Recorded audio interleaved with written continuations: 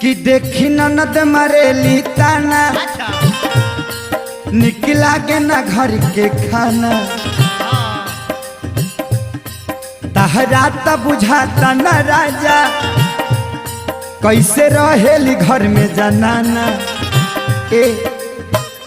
ततहु से शादी करके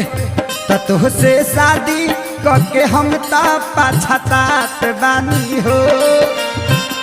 कि तुहसे शादी करके हम ता पछतात बानी हो पापा के बोला के नैहर जात बानी हो ए राजा ए राजा पापा के बोला के नैहर जात बानी हो ए